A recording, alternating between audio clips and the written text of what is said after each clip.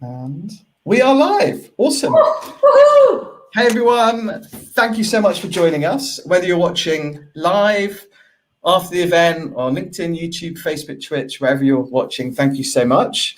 I finally managed, and I've been trying for ages, to get one of my favorite people, Stacey Shirra. Welcome. To join me on my live stream. She's absolutely awesome. She's currently VP Talent Management at Covetrus. She was at Apple for ages. She's worked in, well, she's from Scotland. You'll hear her accent when she starts speaking. Yep. She lived in Asia. She's now in Denver, Colorado, and she's got up super early. So thank you so much. Thanks for having me, Lewis. This is awesome. Pleasure. So are you in your new home office? I am. It's actually a basement. I don't know if you can see the windows. I haven't painted it yet, but it has better internet. I will work on that over time. I love it. Ignore the windows, but it's soundproof apparently. So maybe my husband won't hear us, and we won't wake him up. Who knows? Well, hopefully he's watching. I hope he's watching. I hope he's watching. I just wanted to show you what you showed me this one thing before we went live, which I feel like you need to show everyone. This is that Lego that you said you built last night. Okay, let me see. Can you see it, or should I bring it? I think you might just show us. Okay, I'll bring it. Go on. So I'm not sponsored. Lewis and I are not sponsored by Lego, but I made it. Look at this. Nice. I mean, isn't it awesome? It's for pride. I know a few people that might be watching this that have also got it because of that, but you have to put it together. It's not easy, people. Lego's hard. It is hard, but it's also good for the brain, I feel, Lewis. Anyway, we'll just... I've been trying to help my kids. Your husband has just commented saying he is listening. So fabulous. Thank you. That's great. So we're going to talk about culture, and we've talked about this loads over the time we've known each other, which seems like ages. But what is culture exactly? So there's all these perfect descriptions of culture, right? To me, company culture, which is what we're talking about, because you could go down a rabbit hole with culture. But to me, it's all about the connection, the beliefs, the values, what it means to be a part of that company. What is it for you? What's the experience? Yeah. What about you, Lewis? What do you think? For me, it's been interesting because different to you, I've grown up in small companies. Like I've built my own company, and I've been thinking about it a lot. And to start with, when you say culture, for me, I think about my own personal culture. And then I think about like how my company's grown up over time, how I behaved in other companies. I worked for a few other companies. And then for me, it's like the vibe, like the feeling someone gets. Like I want someone who works with me to be like, I really love working there. Or if they've started their career with me, I want them to be like, that was like the formative times of my career. Like that, just kind of that feeling and that vibe. So for me, that's what it is. And I've gone through so many iterations. You speak to people like when you set up a business, everyone's like, what are your values? And you go through this like really structured thing. Boring. But for me, this vibe, So I want to ask you about that because I do feel like, to your point, so when you meet somebody for your company, right? You meet them and you think, oh, can I work with this person? Can they do the work? But are they going to be fun to work with, right? Because the work's hard, but are they going to be fun? Is it going to be a fit?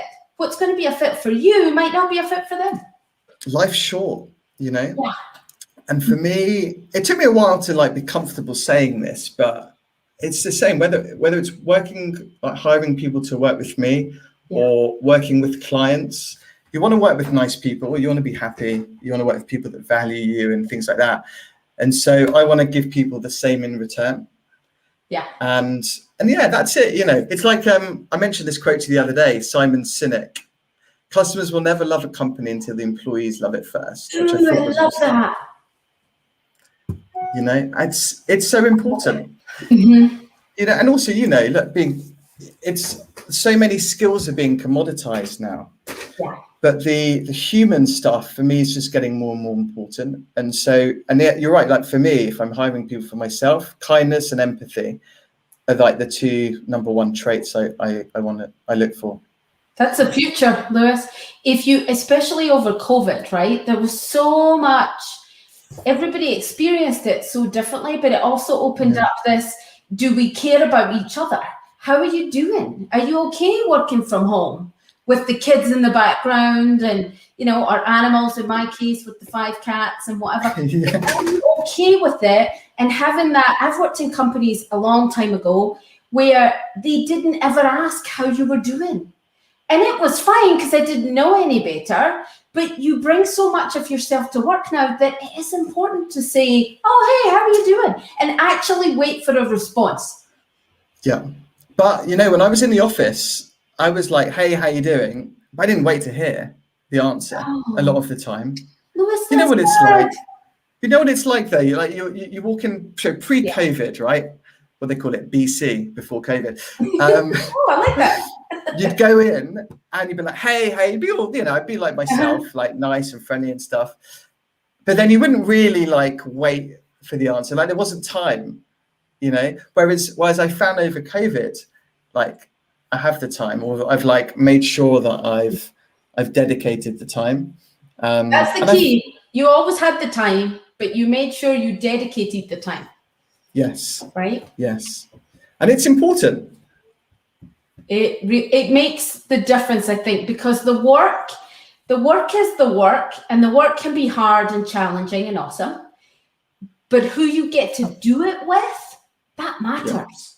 Yeah. And I've always found in previous companies too, I had great colleagues, and I moved around a lot in different departments, so I had a lot of different managers. But the people I got to work with, I mean, even in completely random, I was in an business analytics team one time, and I thought, well, I'm not a quant, so might suck a little bit for them, not for me, because I was fascinated by data. But we went, like every team meeting, I was just fascinated by everything they were doing, and I didn't really feel like I belonged there, but they were so appreciative, and I learned so much about it. Truly about being there. And even now, I still connect with those people and we help each other out. If I get asked a business data question, I'm like, oh, I could call my buddy Amit and he'd help me, right? So I think it's longer lasting, you know, and that makes a difference. You have relationships that go the test of time. Yeah. Those are things people remember, you know, like the experience that how you make them feel. Yeah. You know, it's really important. Did you find them, because you worked at Apple, who are, I think, still the largest company on the planet, although I'm not really sure, but up there. Did you find there was, on culture, did you find there was an Apple culture, or did you find that it was dependent on who you're working with most closely? Oh my goodness. What a wonderful experience. Apple, you sign on.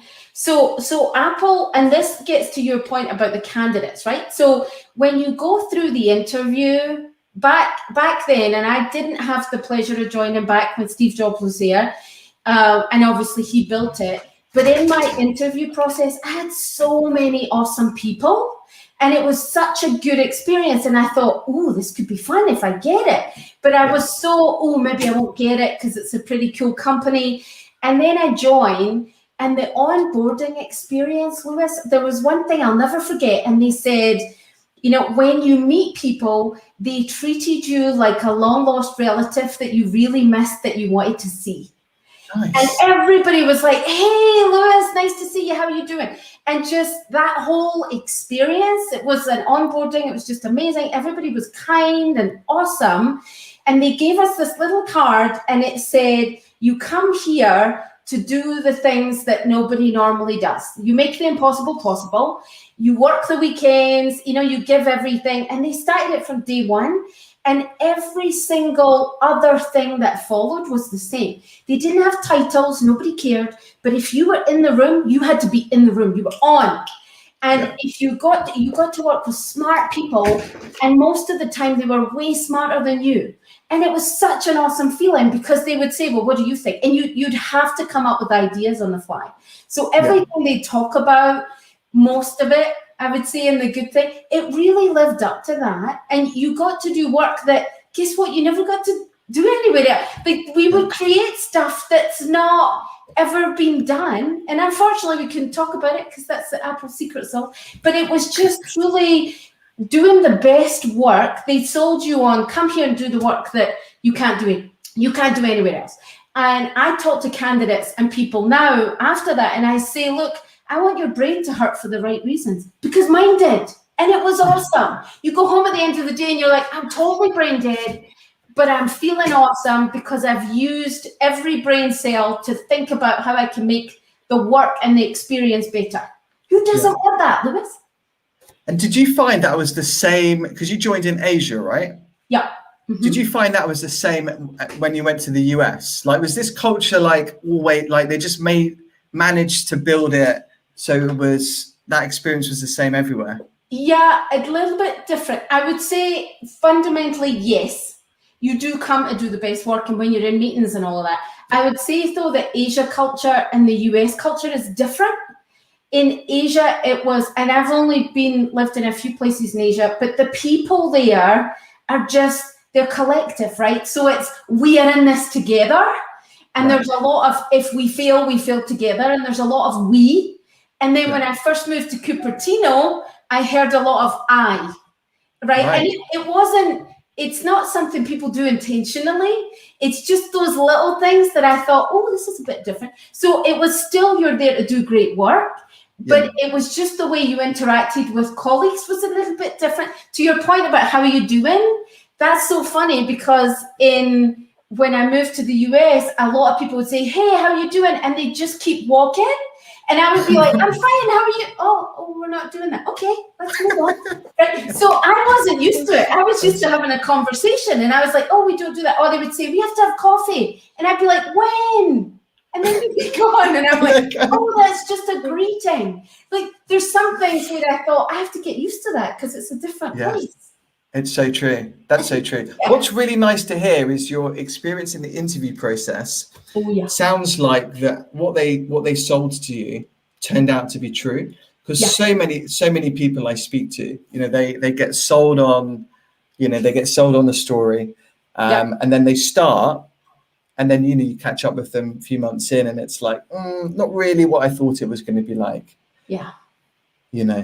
That's hard, Lewis. That's hard because you're not like it's hard because especially now it's a two-way thing. So it isn't just. I remember my first job. Two-way in what way? Two-way in like you are joining a company and they want to hire you. So it's not back when I first joined a company. It was I have to make a paycheck, so I need this job. And now I find it's a lot more, I get asked a lot more, what's the company values? What's it like working there? That never used to happen because you were so caught up in, I'm going to get a job that pays me a salary. And now it's, what do you do? What's development at your company? Will I grow? They're questions that I think are awesome. And how you answer them consistently, to your point, is a wee bit tricky because if you have somebody that answers one way and then somebody else that doesn't, you could lose a really good candidate because you're not consistent. And to your point, you might tell them stuff that isn't true, and that's not cool. True. No, you're right. Nowadays, but it's really changed now. A lot of job seekers, young people, all the way through. A lot of them are like really thinking about like, what's your corporate responsibility? Like, what is the social impact? What are you going to do for me? There's also this real rise of like the gig economy, and a lot of people are really comfortable having multiple jobs. They're also very, very comfortable to leave. If it's not right, I'm off, because with all this technology, I mean, you know what's around, right? You hop on LinkedIn for free. You search for jobs. You can hop on Glassdoor. You know how much you should be paid, right? Because you can get all the data. And so nowadays there's so much available that I think companies need to just work so much harder, open, honest, and provide the stuff they need to provide. And for me, it's this like really cool vibe. I do my best work when like it's a cool atmosphere and the people are really nice and I'm happy and things like that. The thing that I share with people a lot, you have a culture whether you work on it or not.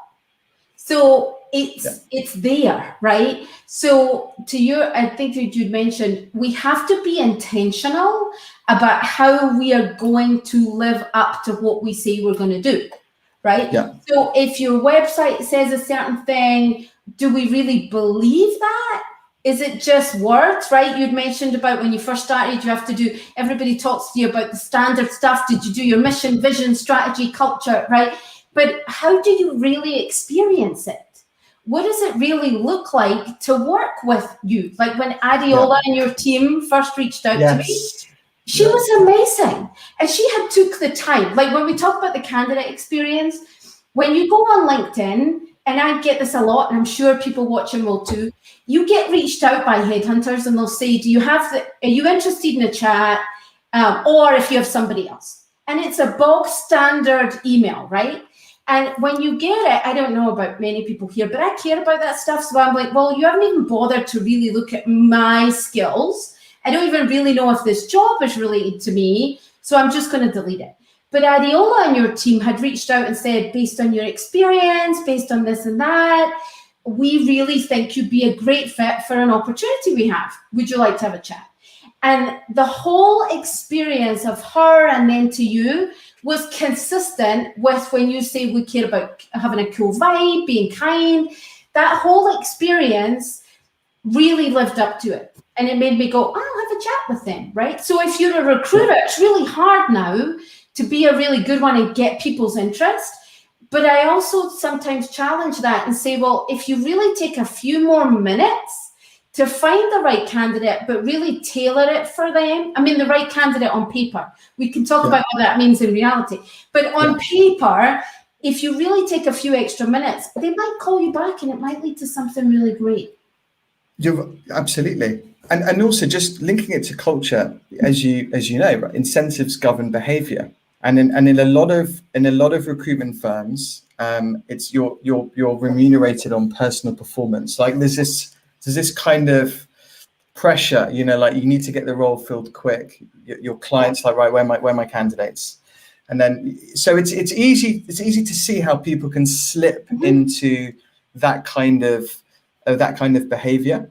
But then also, if you take a step back and you think, well, it's all about making friends with people, you know, like human connection, whether it's internally or externally, then you can really quickly get into these good habits, you know, and then it feeds into everything that you do. But you can see how people can really, you know, you let a few things slip, you know, you don't give feedback to someone, you know, we're human, we sometimes forget. But if you start getting into the habit of these things, it drifts and, you know. And what about assessments, Lewis? I mean, the assessments are one way, right? They are the company. It'd be awesome if individuals did that, right? Well, let's put. I'm going to put. There's loads of comments here. Our friend Taylor. It feels like we need to put Taylor on. Hey, Taylor, you're interviewing the company just as they are interviewing you. Exactly. Very true. Let's talk about the assessments. So I think it's right that, you know, a company, I talked about this I did an espresso on Wednesday. It's basically me talking to myself for about 10 minutes. But it's about how many interview rounds is too many. And I did a poll on LinkedIn. Yeah. And I just asked, you know, would you rather more or less interviews? And like 67% of people who responded, there were about 550 people, said less the better. But if you look into it, really what I took out of that was most people, like 67%, have had a bad experience in an interview process. Because, you know, you might have to do some assessments. Maybe you have to meet 10 or 12 people because you're going to be the chief people officer and you've got loads of different stakeholders. But I think if you set expectations as a company and you say, look, this is what the interview process is going to look like. We'll do it in a timely manner. It's not like weeks and weeks in between. And you appreciate their time, because every interview, you know, if you really want the job, you're going to do an hour or two thinking time prep. At least, You've got at least an hour interview. You're going to like download afterwards. How did it go? And just like get yourself, you know, out of it. That's like, you know, that's maybe 5 hours, let's say, per interview. Yeah. So I think if you're hiring, you've got to respect people's time and pay them back with feedback, because you don't pay them to come to the interview. Right, you don't pay them for their time. You ask them to do a 90-day plan. They'll do your 90-day plan. They won't get the job. Some people use some of the content for their. So, you know, for me, feedback is the price you should pay for people's time. So I have a thing, Lewis, and we can attach it, where I prefer feed forward, right? And there's a slight difference. But to your point, the feedback is such an issue because people are really busy. So when they schedule interviews, what I find is that just the discipline of who's going to talk to this candidate about what, right? And then afterwards, give them something they can use and make sure it's real. Because a lot of people, I talk to some people, unfortunately, afterwards where they maybe haven't had feedback. And the point of the feed forward is, what can they take?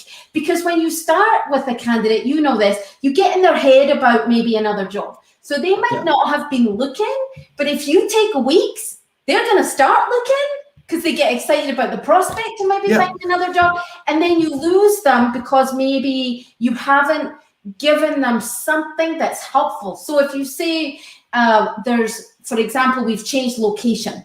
Well, maybe they would have moved, right? And nobody asked them. So then it's a super awkward conversation where they say, well, we say we're changing location, and they say nobody asked me, right? It sucks for them, and you could lose them as a customer. Ultimately, to your point in the beginning about Simon Sinek, you could lose them because if they have an experience, if they're the right potential culture fit, and maybe for right now, they're just not there, you could lose them. And you and I know, if you have a sucky experience, you're going to want to tell people. And then you're going to go Glassdoor. And then you're going to tell all your friends that it's that. And then the company, the next thing you know, people are talking about how they wouldn't want to go work there. It's so important. Treat candidates like they're like your best customer. Yeah. Would you treat your best customer like that? I mean, well, like how, absolutely. Let's put a few comments up and have a before we dive. Kinney, I've learned that people forget what you said, but people will forget what you did, but people will never forget how you made them feel. Yes. Very, very true. Yes. That is all about the experience, right? If you, I think I did miss the point about the interviews with the managers, right? If you don't have time, don't meet the candidate. Because you're not going to make them feel special. If you're distracted, if you're looking at your phone, that stuff all matters. If you can be, there's no excuse now because we have these little Zoom things. So you don't have to be in the car. If you could take the time to listen to people and truly hear them, that just makes such a difference. Even if you don't hire them, you make that connection. True. And even on video is so important. My friend was interviewing for a CFO role the other day, and he was asked to come on a panel interview. 3 people. On Zoom? And on Zoom. Oh, okay. One of them had their camera off. Oh, right? But then the other was looking clearly. You know, you can see, like, I've been looking at some comments. You can see I'm like looking at comments. You could see the person was like typing, and then the other person was sniggering a little bit. I mean, it was like, he was like, do you want me here or not? But that's the point, right? If you get that experience, we all show up on behalf of the company that we work for, right? So if you get that experience, chances are that CFO, he's not going to take the job. Or if he takes the job, it's just going to be for the money and whatever. And he's not going to be invested to do his best work.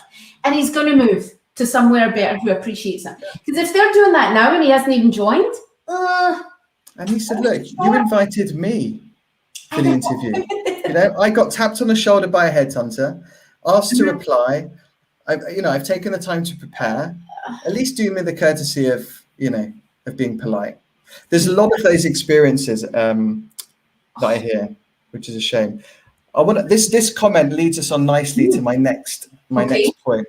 So David, culture can ebb and flow with changes within an organization. In your opinion, what is the most important step to take, course correct, when you identify culture starting to go off the rails? Great question. And I was going to bring in, not because you're Scottish, but I wanted to mention it anyway. Brewdog. For those that don't know Brewdog, yes, they're a Scottish company. Really great story. And they sell beer and they have pubs. A lot in the UK. I think they've started to go international as well. I'm sure they've got something in Vegas, but I'm not sure. But recently, there was an organization set up. I'm going to read it here called punks with purpose. Punks with purpose. And they wrote this thing. It was really fun. They said, it's sometimes said that a lie can make it right around the world before the truth can even tie its laces, which I love that quote. Essentially saying over 300 people who've left Brewdog now are complaining that the culture is toxic and all of those things. So like, are there any things that companies can do to course correct? Uber had the same thing, but I remember back in 2017, I think most of their board had to leave. What do you think? So I do. It's funny. Thank you, David, for mentioning that. It's never too late, right? As we've seen with Uber and others where they can do it. The key point there in your question is starting to go off the rails, right? So clearly it is a good culture to begin with. So for me, I think there's key points. There's leaders, and what are the leaders doing? Because you have to be intentional about how you show up. And it's all the stuff we talked about, Lewis, right? Being present for people. But what fundamentally do people want? They want to be heard. They want to have their contribution matter. And you know what? Most of the time, employees know when things aren't going so well. So if you go to them and say, we're really struggling right now, we feel like we're losing our way, what do we need to do? You're going to get that from them. They're going to tell you what to do. Some of it might not be good to hear. So it might be, you know what, I'm not getting the support I need from my leader. Well, you've got to be able to deal with that quickly, because if you don't, you're going to lose really good people. But I would just start with employees. I don't think we do enough of asking people, how are you doing? And really listening to, do they wake up and are they excited? There's a thing now, I think it has a name for it, stay interviews. Ask people, what do you like about this company? What do you not? And change it. Don't just ask them. Don't just do the org health and then look at the data. Some people fill those in and they don't want a hard time, so they might lie. They might. You can't take it as a given, right? So now it's hard because of Zoom. So you don't really know if the culture as a whole, right, is really getting along. But you know in your interactions, are people happy? Are they excited to get the work done? Are they burned out? You know, are they taking time off to take care of themselves? There's a lot of things you can do. Remember in the airports where they used to have those little kiosks and they had the little faces? Yeah, still have that. Like you could do that, right? I'm sure that there's a methodology to that. Somebody can share it in the chat. Like I'm sure you could do that, but just asking people how they feel. But the key is don't just ask, be prepared to do what needs to be done to change it. Yes. That's something that's easy, potentially. I love that. No, I love that. It's true. So it's essentially, speaking to people and asking them what they want.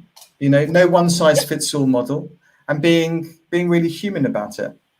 It's the same, I think, about recognition, and I would add to that and engagement. Because if you do like recognition, for us, we're looking at, okay, what does it really look like to recognize each other? Back in the day, again, it would be a manager's job. No, it's not anymore. Yeah. If I appreciate you, I'm going to tell you I appreciate you and why. And you know what? If I'm in a company, I'm going to tell you and your manager. And I'm going to put them all on blast because you did awesome things. Too often, because it's hard, people are burnt out because of COVID and they're home and they're fed up with it, wearing the masks. It's so easy to blame things and say to people, you're not doing a good job for stuff.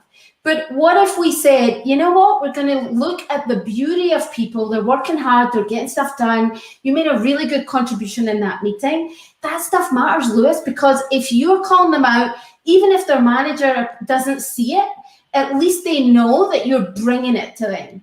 And we should be thanking people right now. It's hard to do the job from your basement or wherever, and you've got your kids at home, and people are doing their very best and they want to be appreciated. And if you give them that, they will do so much more. And they'll work until they shouldn't. And, they'll do all the things because they value the appreciation. It's a little thing. So true. No, it's so true. It's so true. The good culture as well is a huge draw for people to join. And and like number one reason people leave, like a lot of people, when I speak to them, why are you looking to leave? What's the motivator? If the drive is to leave their firm, and it's all around people, you know, team, manager, feedback, things like that. You know, it's very seldom like money.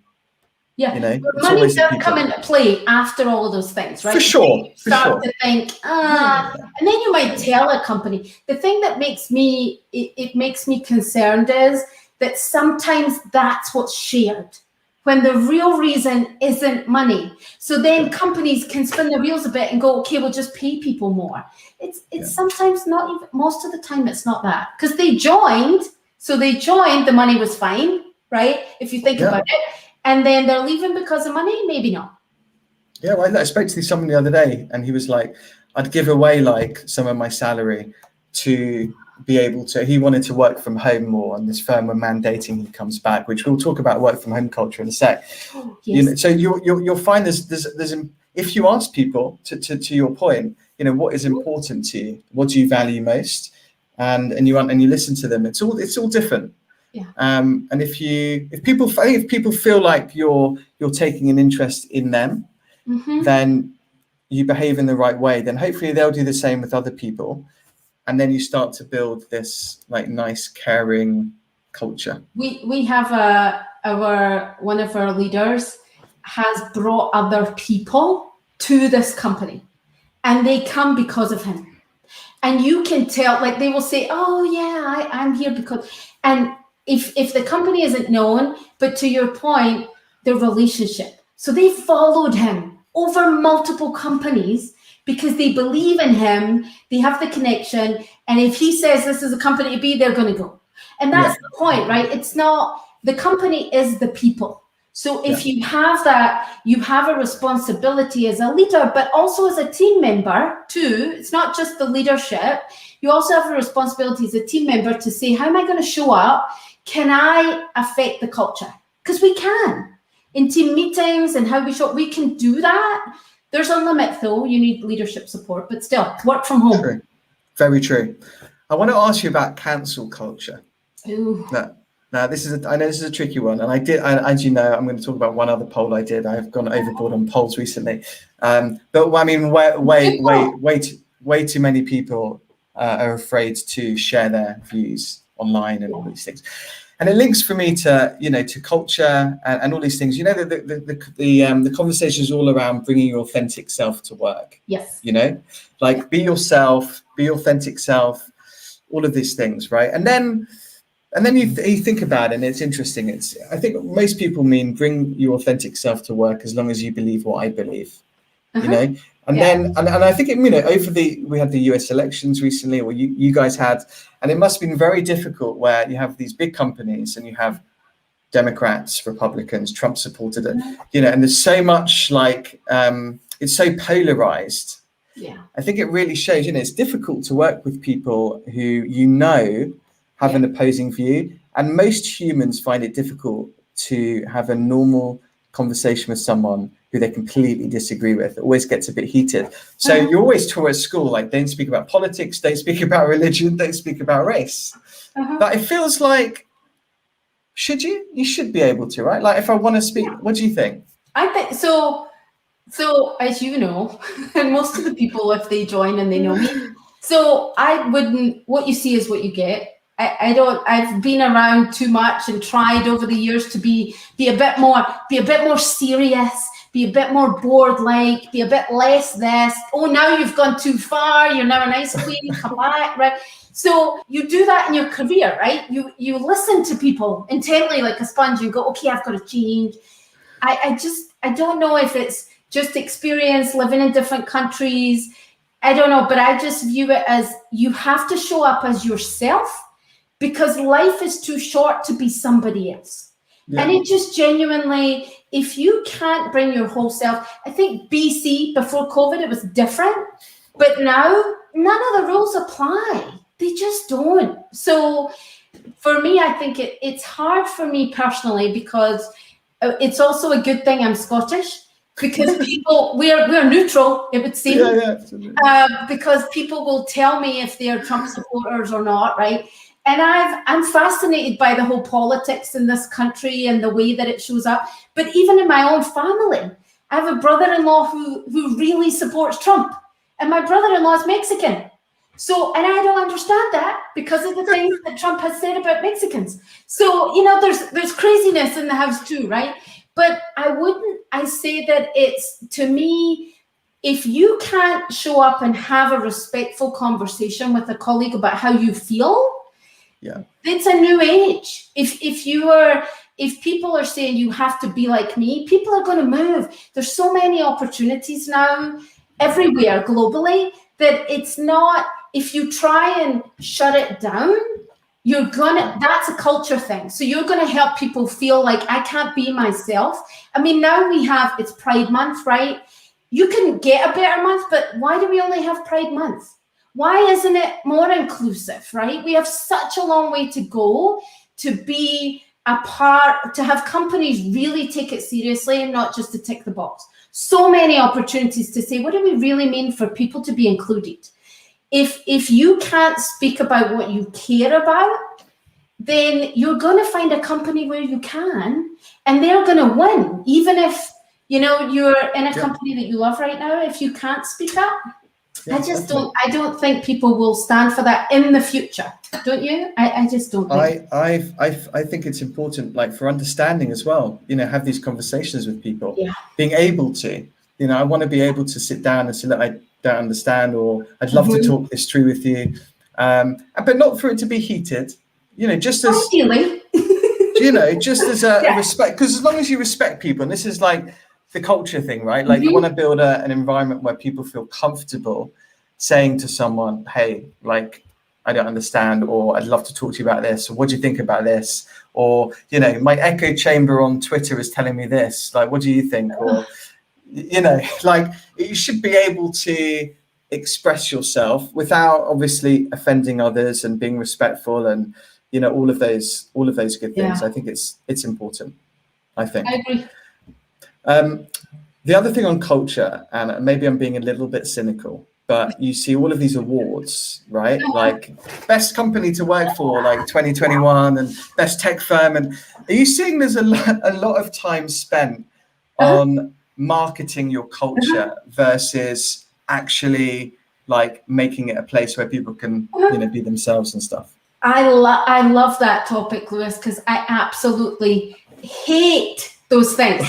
So I hate those things because they're not always genuine. The best employer of choice, right? I want to be in a place where, guess what? We win that award because we live it. Because every day, like, I want to be in a place where people are lining up to come and join that company because they've heard it's so amazing, not because there's a department. I had a company years ago, and it was the right thing to do. So there was a whole host of people on it, and they were doing marketing, and they had, to your point, they had all these things, and they didn't win the award. But they were a really good company, but they didn't win the award. And then they had, okay, what do we have to do different next year?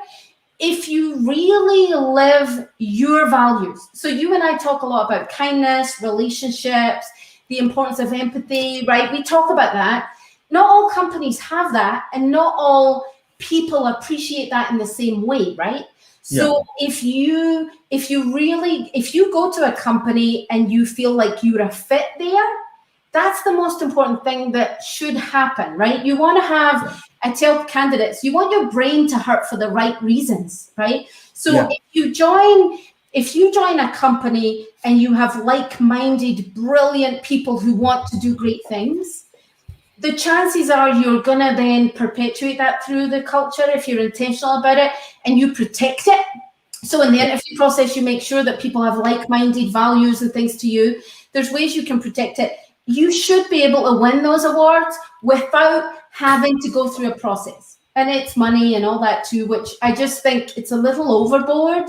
You should be able to nominate your company just like you can go on Glassdoor and slash them. You should be able to say, I work for the best amazing company in the world, and it's the best amazing company in the world for me because ABC. Like, it's not always about quality of life. Sometimes it's about doing amazing things that haven't been done before and working with brilliant people. And you don't mind putting the hours in. And sometimes you could be part-time and you could be happy because people care about you, and you could even get stock. right? And that shows that the company values you and wants you to stay long term.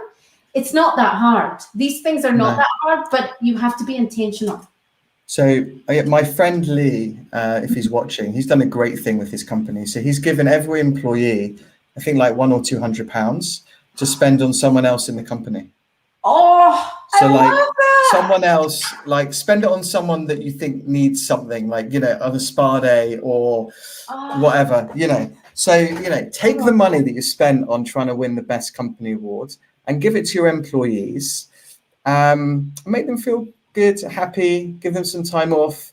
So on that, Lewis, you'd mentioned in your wee blurb, one of the blurbs, so welcome gifts, right? So it's such a small thing, but we have instituted, there was a senior leader, I don't know if he's on, but there was a senior leader recently that was going to join us, and he's so brilliant, and we had connected, and I found out that he loves fly fishing, and he has little doggies, and they're older, and they live in a really hot place.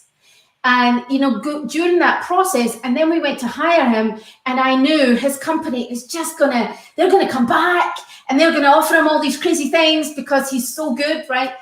And we sent him a welcome gift, and it was tailored. It was, I don't know if the person's here that I worked with, but she was just amazing.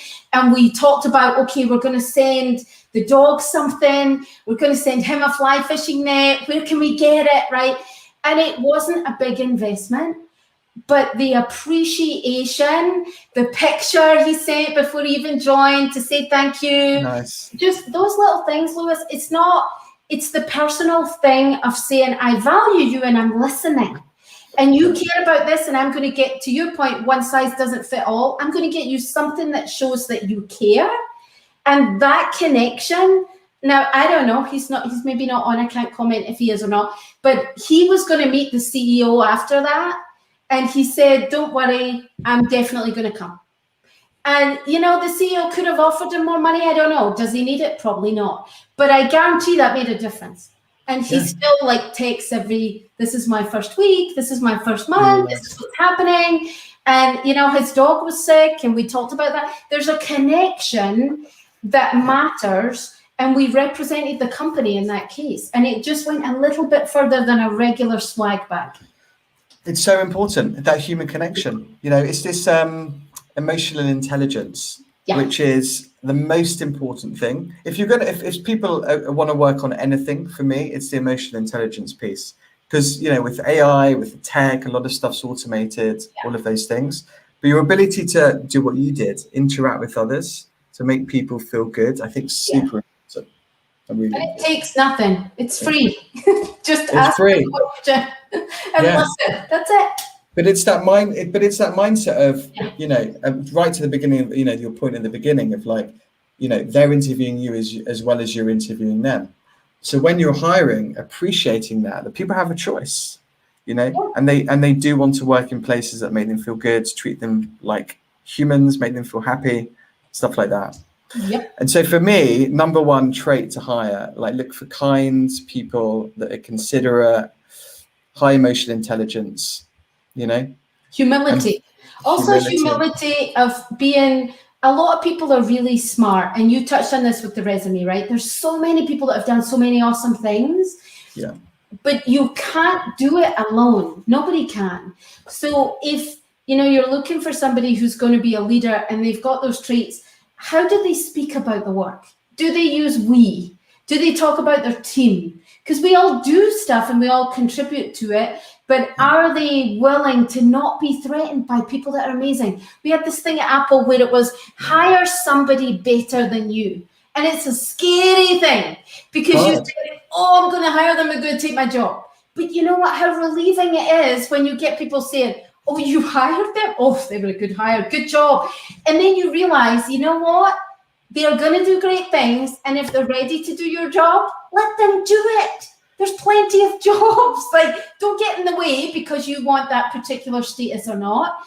Get them to get the work done that needs to be done because they'll do it better than you because they have different skills.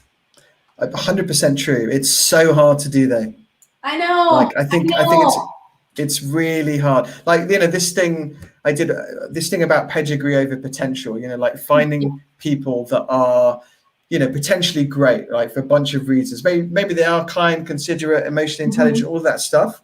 Yeah. And then they can develop the other skills you need. But it's hard to hire those types of people. So on that note, Lewis, I do think this is an opportunity for us to be more inclusive with hiring, though, because if you look at the practices, if you're looking for people who've been there, done that, they're going to be people who've been there, done that. So you're not going to get the potential energy. When I look at, I made a recent hire recently, phenomenal, and really, truly believe in her. Like, believe in her with every single part of my being. She is going to knock it out the park in her space. Is she the first candidate that our company said, oh, we have to have? No. But she's the one that will truly make a difference because she wants it. We had a couple other candidates who were awesome, but they just didn't want it the same. She wanted it. And you could tell she was hungry for it because she'd always been in that number 2 spot. And the number 1 spot had usually always been men, as an example. I don't want to do gender because gender is overused. But in that example in particular, she is going to knock it out the park for the company. But you have to be in a comfortable place where you could challenge leaders and say, you know what? For our company right now, we need her. We don't need him. We need her. Because she's going to do stuff that he's not going to do because she has more energy around it. And within a week, I knew straight away she is going to knock it out of the park. You've also got to remember that just because someone's done something before, it doesn't mean they're any good at it. And they've just done it before. Ideas. Oh, this is how it's been done because I've done it. Are they going to reinvent it or reimagine it? Maybe not. No. But, you know, senior leaders need to give permission, if you like, for people lower down the organization to be able to hire these people. Because, you know, if you're going through, let's say, the pandemic and your firm's struggled, it's super hard to pass up the person from a competitor to go for someone that's completely different, who you think has the potential. You don't want to be the next one out the door if that person doesn't work out. So it's There's another thing to that, Lewis. Who do you actually have in your company right now? Because here's the thing, and I've seen in a lot of companies, we have amazing people. And leaders can sometimes not see them. And they're sitting there in their jobs and they care more about the company than sometimes the leaders do. And they'll sit there and they'll say, man, I just want to do ABC because it's the right thing. And maybe the leader will then say, I'm gonna go with an external and I'm going to see them as the knight in shining armor. They're going to come in and fix us, right? And you've got a whole team of people. If you just say and give them the opportunity to do what needs to be done. We do this in Covetrus. We have amazing CEO, Ben Willen, and he does these coffee chats with skip levels, right? He has drivers and everybody can join him, right? And his only thing is, what can we do better? And he listens and also admits, never thought about that. We should probably do that. But they have so much energy, everybody. And they're like, oh, this is my chance, I'm going to tell you. And they'll say, we're not moving fast enough. We want to get better products. And how can we do that? And they come up with so many ideas that makes me always think, why don't we think more about before we hire a position or even before we have it, let's look at it and say, do we really need it? Because you know what? We got a whole group of awesome people. Maybe they could do some different stuff and maybe they'd be willing to take it on without an additional paycheck if we don't have the money, or take that salary, give it to them because they totally knock it out of the park. Yeah. You need the right culture for that though, don't you? Yeah, and it has to be consistent all the way through, right? Yeah. Because there's not, you can't have just one person who's saying it, and you can't have, culture is a funny thing though, because sometimes people think, well, we have values, so we're fine. Well, it's not really. Are we living the values? What's the experience? Org health surveys and stuff like that can help if people are honest. But that goes back to, if you feel like you could be yourself, then you'll be able to be critical for the right reasons, because everybody knows you have positive intent.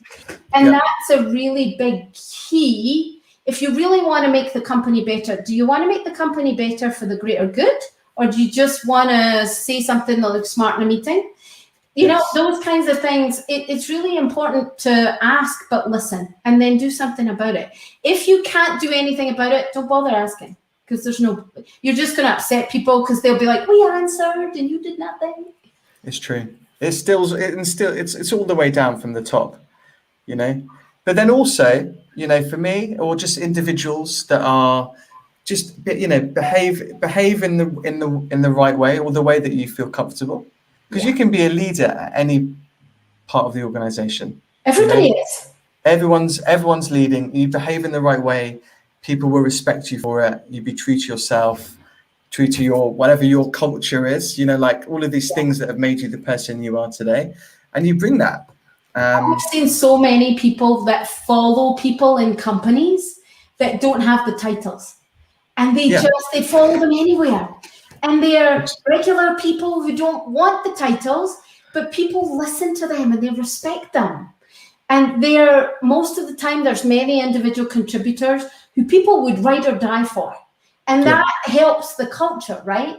And if you see one of them and one of those people and they're not happy, and you see them leave, then you just see the culture go with them. And you can't, you know, then it just, to David's point, then it's hard to bring it back. If you're moving from different, for example, Covetrus is moving from this manufacturing company to really being high tech. That's a big shift, and that needs everybody on the bus. And you know, going through transformation is hard, but if you communicate with people, connect, build a relationship, talk to them, ask their opinion, you can get through it together. Really, it is that, I hate to say it because it sounds really simple, but if you do the basics, it brings people along and they're involved. And who doesn't want to be involved? It's true. And it's just, you've got to, and then it just stems back down to the hiring. Like, think about the most important things. It's also like, you know, this classic sports analogy, you know, would you fire your best performing football striker if everyone else hates them? You know, like never hire the number one. You know, many examples, right? It's super. Would you fire your best performing salesperson because everyone else is leaving? It's a hard thing to do. My point is, hell yeah, but I have, you know, been, you know, in conversations with good friends where I've seen companies and they really struggle because they don't. You have to. Everybody knows who the people are that need to move to find their right fit. And if you don't, like people who coast and rest and vest and all these things they say, but everybody knows who are the people that are in it for the right reasons, who are not, who are the people who are, it's all about me, me, me. If you're intentional and you make the right decisions, man, people will just follow you. And it just, you could, the belief in someone, if you show them you care, you listen, you're doing something and you believe in them, they'll knock it out the park. What a beautiful place to end. That's so true. Have we done this time already? I didn't know if we have enough to talk about, Lewis. We've done like 55 minutes. It feels like we should do a follow-up at some point. So we'll definitely do that. Stacey, thank you so much. I really appreciate it. Great chat. Thank you everyone for watching. Thank you. Really, really useful. Thank you everyone for watching. Have a wonderful weekend. Happy Friday. See ya. Happy Friday. Bye.